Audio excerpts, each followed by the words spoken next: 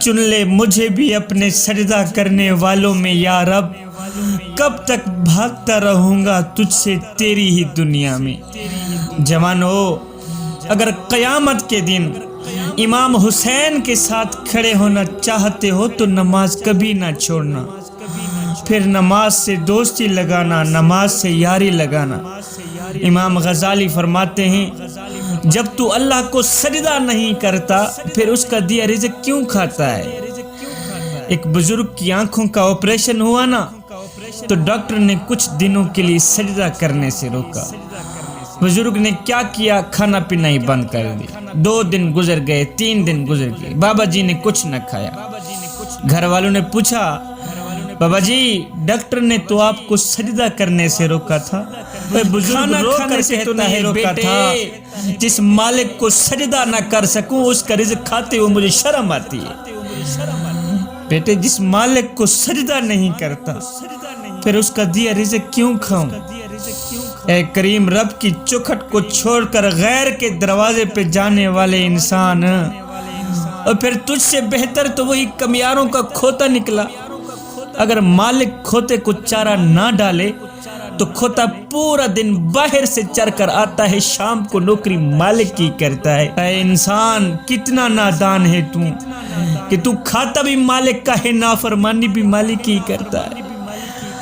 دن میں 5 ٹائم نماز پڑھنے کی اپنی عادت بنا لے، صرف یہ سوچ کر کے کہ ہو سکتا ہے یہ نماز تیری زندگی کی آخری نماز ہو سکتا ہے یہ اذان تیری زندگی کی آخری اذان ہو، میاں ہو سکتا ہے تجھے تیرا رب آخری بار بلا رہا ہو۔ میرے کریم نبی علیہ السلام نے فرمایا، صحابہ میرا جی چاہتا ہے کسی کو کہوں اذان دے، کسی کو کہوں نماز پڑھائے، اور میں بستیوں میں چلا جاؤں، گاؤں میں چلا جاؤں۔ صحابہ میرا جی کرتا ہے کہ میں ان کے گھروں کو جا کر آگ لگا دوں جو لوگ نماز نہیں پڑھتے۔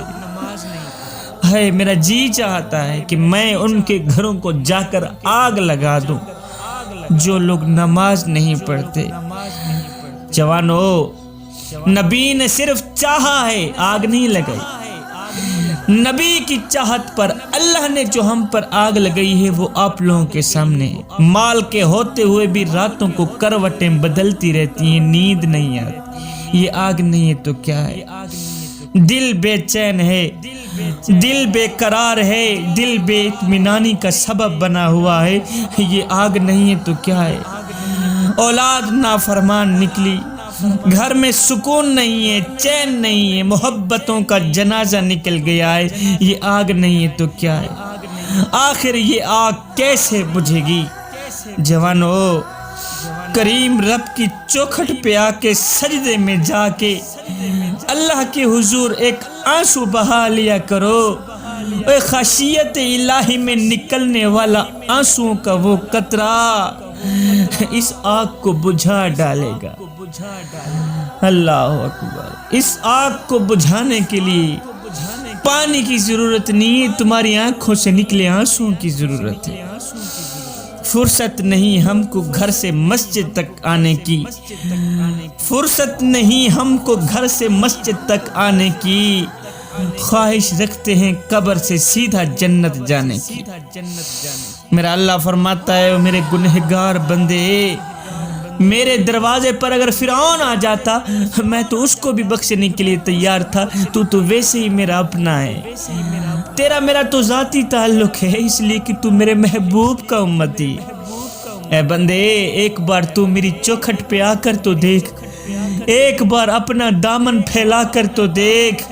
اے بخشش کی حد نہ کر دوں، مجھے رب العالمین بھی نہ کہنا، بخشش کی انتہا نہ کر دو، مجھے رب العالمین بھی نہ کہنا۔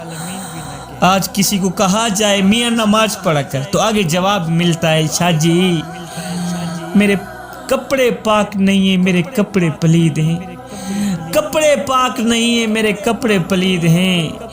میں نے کہا، او نادان، تیرے کپڑے پاک بھلا کیسے ہو سکتے ہیں؟ تو اللہ کے حضور جھکنا نہیں جانتا۔ اللہ کے حضور جھکنا سیکھ لے، وہ تیرا تن بھی پاک کر دے گا، وہ تیرا من بھی پاک کر دے گا۔